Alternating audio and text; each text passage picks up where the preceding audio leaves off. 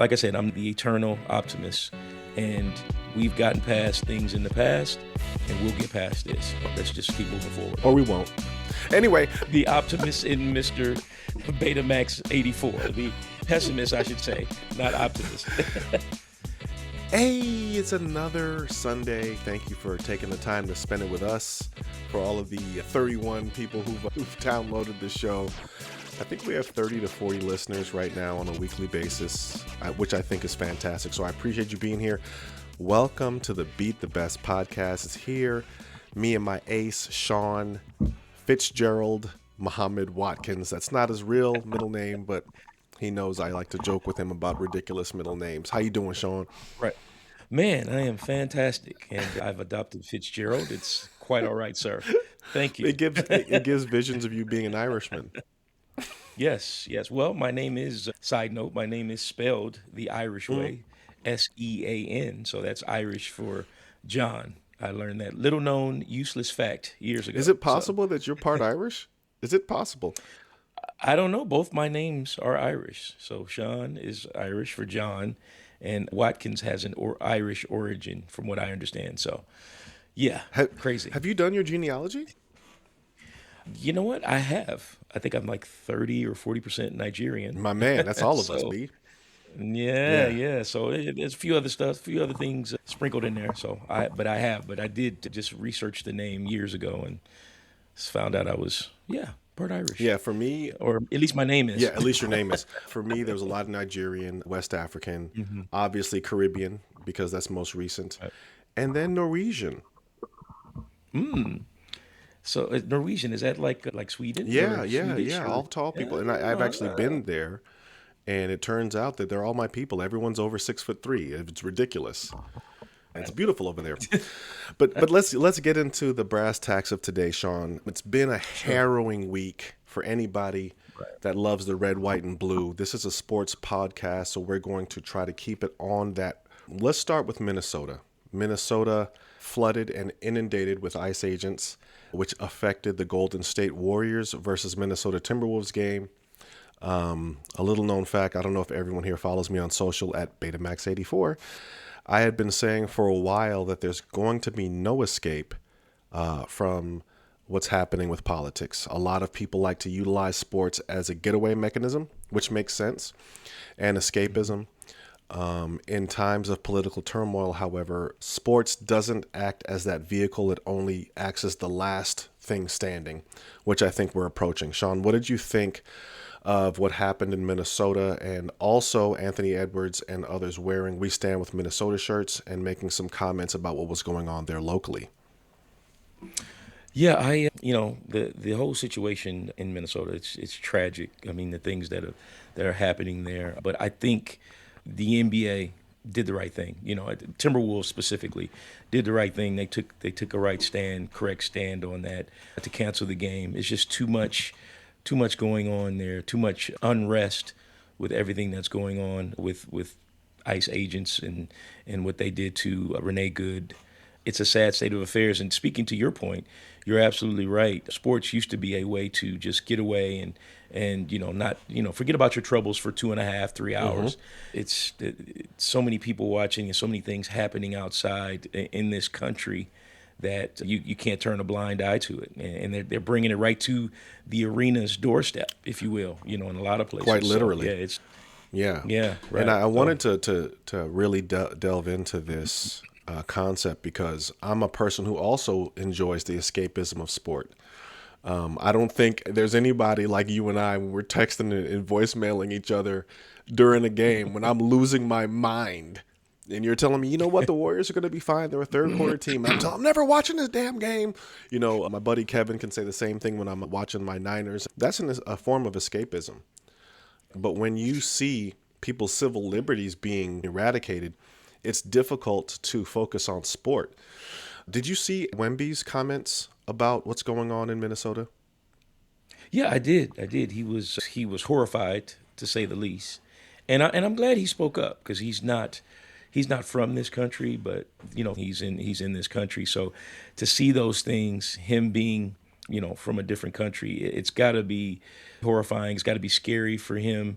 He just wants to play basketball. He's growing into the superstar that we're hoping he will Yeah. be. But now he's seeing these things, and he's like, man, what? He's got to be asking himself, what have I gotten myself into? 100%. Because it's like, 100%. yeah, So because it's super sad. if we can go down this road here, the ability for Wemby to speak clearly on this subject and still hit the touch points without setting off a cancel him movement was fantastic. Okay. Right. And I also have a different viewpoint on this because, I love my history. You know, Sure. People who don't know, or maybe a lot of people don't read, I don't know, but France was occupied by the Germans in World War II. Okay. Which means that his parents, or probably his grandfather, would have passed on some of the knowledge of what that was like throughout his life. Right. So, like, Americans have never been occupied by another foreign nation. Okay. You can't even imagine what that might have been like. So, for him to see what's happening, civil liberties are for everyone. And for him to speak Sure. out about the horrifications of that matter because from the outside looking in, it gives a different perspective because he's not American. If you could speak on that. I would absolutely agree. I think it's amazing that he had the courage to do that, for one. Two, it gives you a perspective. It really lets the world know, or let the United States know that the world is watching. They see these things. If he can be affected by it, everyone can be. So I think, with that being said, I applaud his courageousness to speak up on that, because you spoke to it. Cancel culture. People speaking on something, especially something as, dare I say, volatile as politics, and the ramifications of politics. The things that happen because of certain laws or certain things put into place. You get it from all Yeah. sides. If you don't speak up enough, that you're going to get canceled. But if you speak up too much, you could get canceled as well. There's a fine line, and I think Wemby did a phenomenal job of, stepping up to the plate and saying, "Hey, this is horrifying. People's civil liberties are being taken away and stripped away. And where's the due process? Where's the civility?" Yes. And these are people. These are human beings. They're not herds of cattle. They're human beings, whether they're here legally or illegally, whatever the case may be. They still have to have their day in court. And you and I have talked about that. They got to have their day in court. It's got to be more civil. It can't just be, okay, I'm wrangling up cattle, and if they get out of hand, okay, we put them down. It can't be that. But that's exactly what's happening, and it's sad. I applaud Wemby for speaking up and towing that line, because it's hard to take a stand on that. It's hard to say those things because you just never know how people are going to react and how they can maybe try to cancel you. Sean, I mean, you're killing it because I don't even know if, and I know what you mean. I don't even know if we're talking about civil rights anymore. We're moving into human rights. Okay. Right. And Right. I agree. human rights they're not attached to political party, right? Due process, the right to live, the right to free speech. These are inalienable rights, enshrined in the Constitution.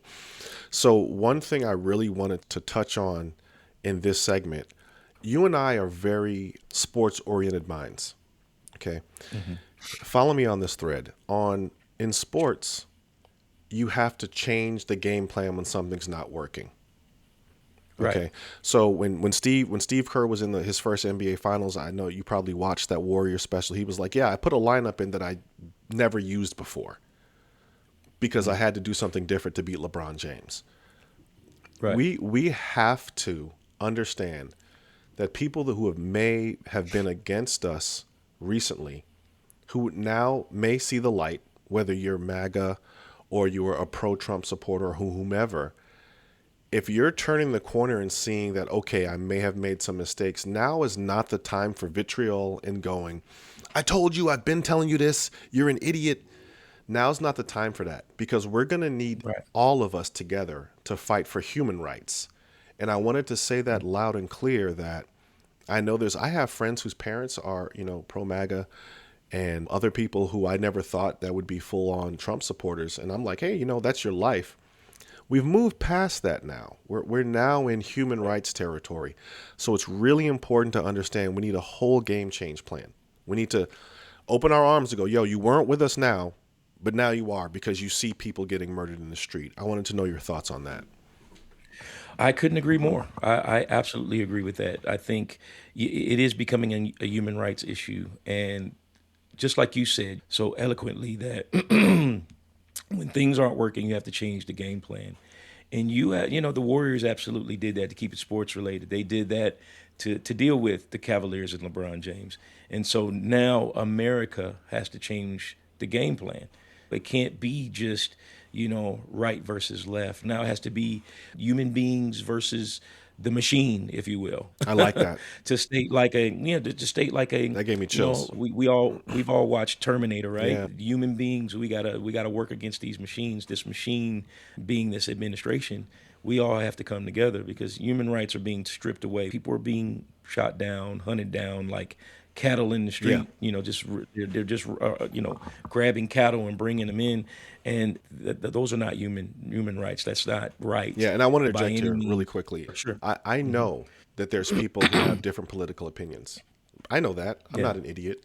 People would, Sure. if anyone had an entailed long conversation with me, they may be surprised at some of my political thoughts, right? But my point still remains that the way that we got here is going to be very different from the way that we got out of it, that we're going to get out of it. Right. If there is a plan, if we're ever hoping to get out of it, pointing the finger and go, we told you about Project 2025. We told you that Yeah. he's a maniac. We told you this was the plan the whole time. That's irrelevant. When you're in a real game and it's the fourth quarter, and I've seen coaches throw out the playbook as like, yo, here's what we're going to do now. Well, I've never done that. Well, this is what we have to do if you want to win the game. And I think if we Right. take that sports aspect and viewpoint and go, yo, I don't care if you wore red hats for 6 years. If you feel like your gun rights are going to be taken away and you feel like there's no due process, then you need to stand with us and we need to do it together. I absolutely agree. You're absolutely right. But that's the thing with this current administration. They've politicized this whole thing, and like I said, you could see human rights being stripped away. So I totally agree. It doesn't matter whether whether you were right or left or a MAGA or whatever it is. You see, it's really starting to affect, and that's the biggest thing. It's starting to affect people that they know, Yes. that they are considered close to, maybe not their immediate circle, but in that circle where, hey, 6 degrees of separation, I know that person. Oh my God, that's terrible. That's a community. So now yeah, exactly. So now there's a time where you can't just turn the blind eye and say, no, it's not happening to me. So it's not my problem. I feel bad for them. We can't do that anymore. So everybody has to start to stand up and realize that, this has to change, because if we don't do that, just as a community, as a human community, if you will, it will get worse before it gets better. 100% behind you on that. If there's anything we can learn from the athletes who have said something, because many athletes are shying away from the mic, of course, because no one wants to mess up their bag. I happen to be a long-term thinker, and I'm going, there's not going to be a bag. It's the way things are going. The bag's not going to be worth anything. What is the phrase? If you're in a desert and you're a millionaire, right? All you care about is water. Right. Man, that's a great point. It doesn't matter that you're a millionaire. Right. All that matters is the Right. water, right? So I know not everybody's going to get out and march. Not everyone's going to get out and be aggressive. I'm saying that everyone can do something, whether you just speak up when you see something, say something, recording, whatever the case may be, because there's no one coming to save us. Democrats Right. are not coming. You're Listen, they're not coming to save you. Republicans are not coming to save you. The independent party's not coming to save you. The Green Party is not coming to save you, Sean. The human race has to save the human race, if you will. So we have to save each other. We have to look out for each other. That's when that's what it's all about, and we have to get back to that. It's saddening. Like I said, I'm very sad by it. Just the news cycle and everything that you see. Oh, the news cycle's And- frenetic. Frenetic. Oh yeah, it's crazy. And then even to your point, like watching games is not as enjoyable because of what's going on outside. Before I could get pulling my hair out watching my Lakers and for 2.5, 3 hours, but Give now up it's 3 like, jump shots. I don't even really. Yeah, now I don't even want to. It's like, okay, I watched the first couple, and it's like, I don't really want to do. Let me see if I can watch something else to take my mind off of it. And that's a crazy thing for me to say Yeah. because I love sports, but it's just that's what it is. I mean, and you to your point, the there will be no bag because now if it's coming, it's starting to affect. Like say we had the Timberwolves game canceled, it's starting to affect. It's coming to the arena's front door or the entrances. So now if it does that, now fans are not. Now they don't want to go outside. I'm going to They don't stop want you to go right there outside. Now because they're that's not a. coming to the. Let me stop right. That's a Yeah, fantastic segue. You are so yeah. great at teeing up segues. So, COVID, I believe, was the last time we had a major stoppage in pro sports. When I think that made it very real for everyone how serious COVID was. For me, I recall it was a Utah Jazz game. They canceled the game. Rudy Gobert did some slick stuff on the mic and made himself look crazy. And they canceled, Right. part of the NBA season. NCAA, I believe they also canceled March Madness. That made it real for everyone. If this doesn't make it real for you, I don't know what will. We're looking at the Department of Homeland Security will be, quote unquote, possibly deploying ICE to Santa Clara for the Super Bowl, which means that that's pretty much going to be I don't want to say political, but a policed. It's going to be a policed event with some estimates saying over 800 to 1,000 ICE agents being at the Super Bowl. I don't Right. believe there's any terrorist threats regarding this Super Bowl. So that is a huge derivation from norm for what the Super Bowl is going to be going through. Sean, what did you think about seeing that news of this possibility? It's absolutely absurd. Like I said, you brought up the point that it's supposed to, ICE is basically, border patrol, if you will. They're supposed to be, that type of deal. So why are they at a major sporting event like the Super Bowl? Doesn't make sense. So it goes speaks to my point again. This is not about giving due process. This is about herding cattle in my opinion. And so, because that's what you're going to do. Okay, where's the most amount of cattle going to be?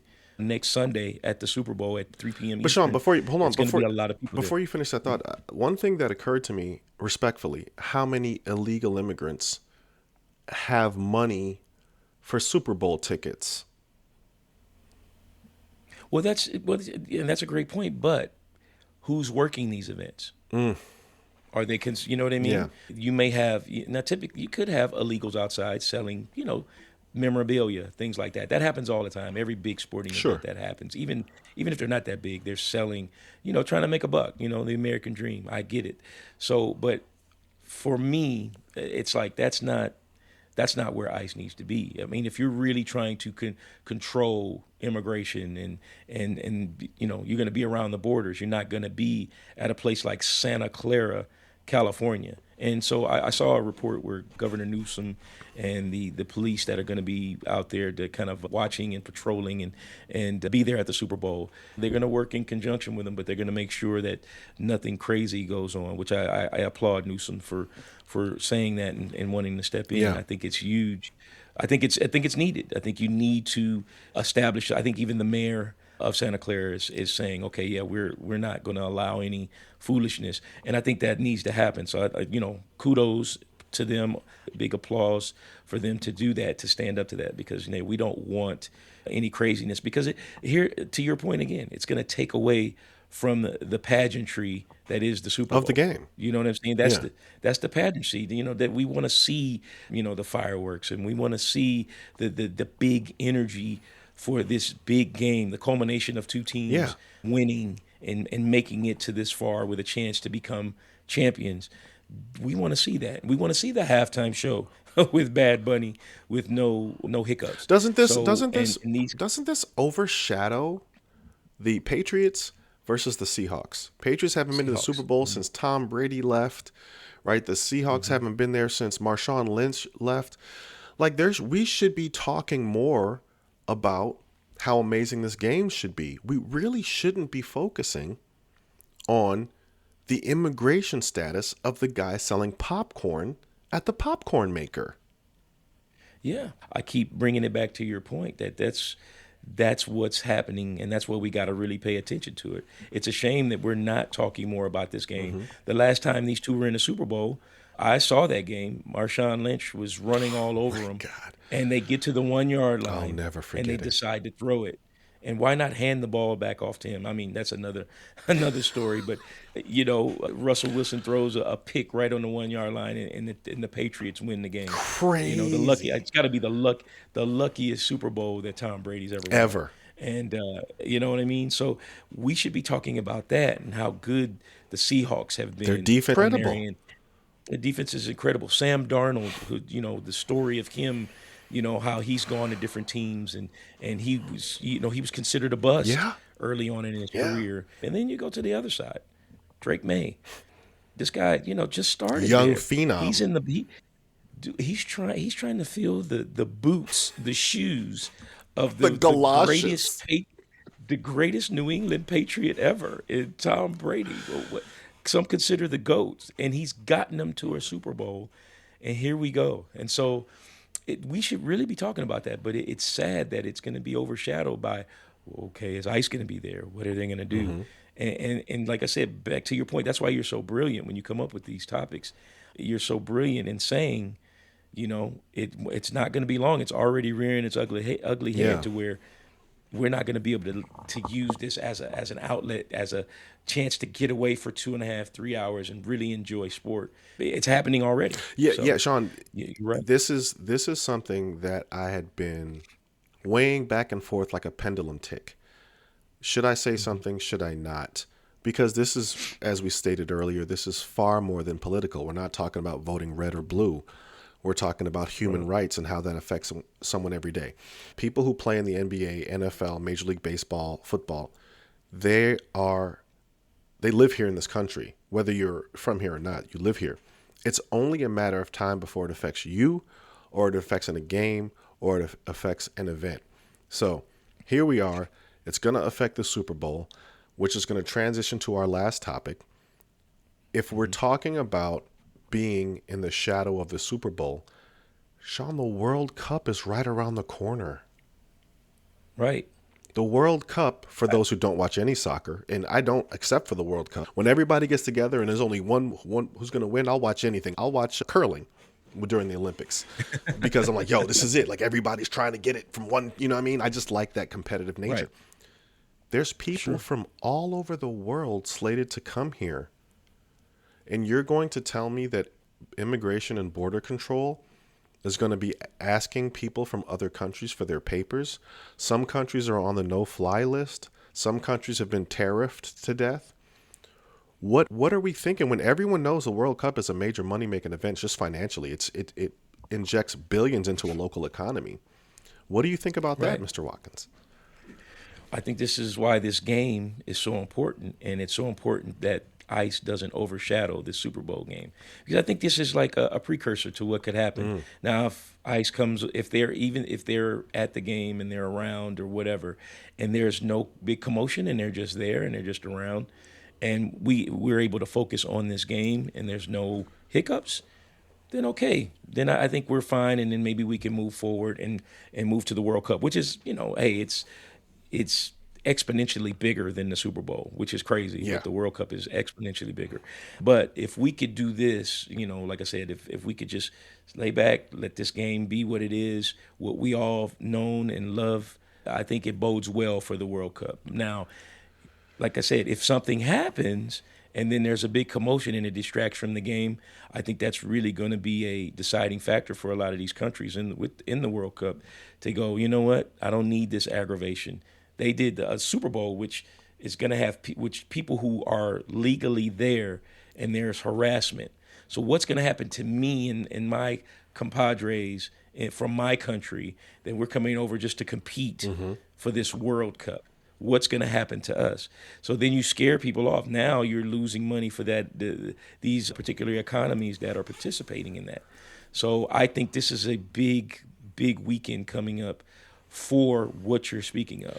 Yeah, if we're talking about most likely outcomes, in anything you talk about least likely, middle road and most likely, I think it's most likely that there's going to be something that happens at the Super Bowl.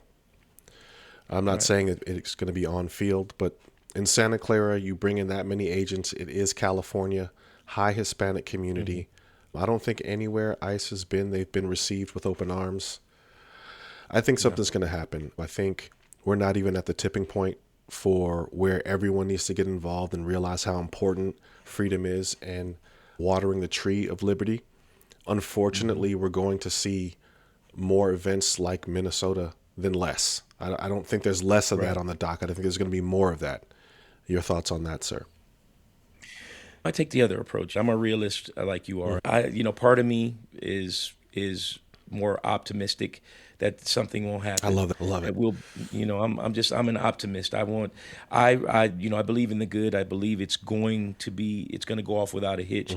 And I think it really needs to, just so the World Cup can, more people, more of the countries can feel comfortable coming here. Okay, that didn't go off with that. We didn't have any issues. It went off without a hitch.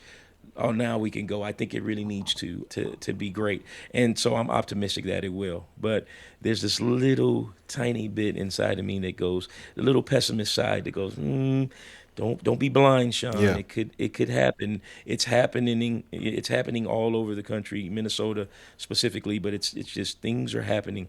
And here's the biggest sporting event in the United States, and California, like you said, a high Hispanic population. I'm a forever optimist, so I'm thinking it's going to go off without a hitch, and I pray that I'm right. Yeah.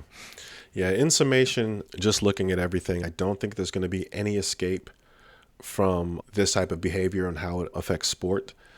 I suggest everyone read the Constitution. I'm not the guy who sits on a high horse.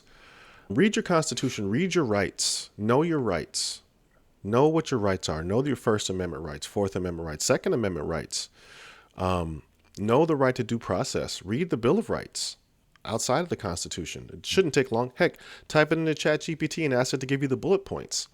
Just Nice. understand that there's things out there that you are as an American and as a human being, you have the right to, so that no one can take it away from you. This might be our time to actually take the mantle from those before us and pay it forward to those that come after. I can't agree more, man. I think with everything that's going on, I think we need to operate out of a mindset of not anger. I know everybody's It's easy angry, to be angry. with things that are going on. It's easy to be angry, but we have to, like you said, know your rights and speak intelligently about them. Try to be as calm as you can, because especially the people that we're dealing with, ICE agents, other people that are just against this, when you tend to raise your voice and speak in an angry tone, they tend to shut down and not listen, and then it becomes more volatile than it needs to be. Yeah. So I would encourage everyone to just try to, just try to speak, and it's difficult. Don't get me wrong. I'm not saying it's easy. It's difficult, but if anything, any type of confrontation comes about, speak intelligently, know your rights, understand your rights, and convey them with clear and concise precision. I think that's the message we have to do, and if we can move forward like that, I think things will be a lot better. Brilliantly said. And lastly, it just came to me as well. You and I are both proponents of due process. It's important to understand that due process is for everyone. It's for everyone. If you wear a red hat and I don't agree with you, if you wear a blue hat and I agree with you, if you bombed a building and 100 people died, you still have the right to due process. No one should be Right. losing their life in the street without seeing a judge and being judged by a jury of their peers. This is part of the American system. Now, if you got railroaded during that, that's a whole nother issue. It's a whole nother issue. Right. But at the end of the day, due process is for everyone. Guys, I know this was not the most exciting podcast. It might be our lowest viewed one for all I know. But I think it's really important to say these things because our thoughts are with looking forward for a better America. Sean, last words before we get out of here. I mean, it may not be the most viewed, but I think it's probably the most important podcast we've had, because we need to, at the end of the day, we all need to move in love, and move towards a better America, a better world in general. Because it's just like I said, this all this anger and this hate, it's not good. And my biggest thing is, I'm worried about the children that are coming behind us. Yeah. I'm not worried about myself. We're older, we understand, we know how to maneuver, Yeah. but now, our kids and the younger generation, they have to maneuver in this, and we've got to teach them. So my last words is just let's try to move in love. Let's all teach each other and grow together and get past this. Guys, for Sean Watkins, this is Betamax84 with the Beat the Best podcast. Remember to share this with your friends. Share this with your Red Hat parents. Share this with your enemies. Guys, I appreciate you listening, and we will catch you on the flip side. All right. Peace.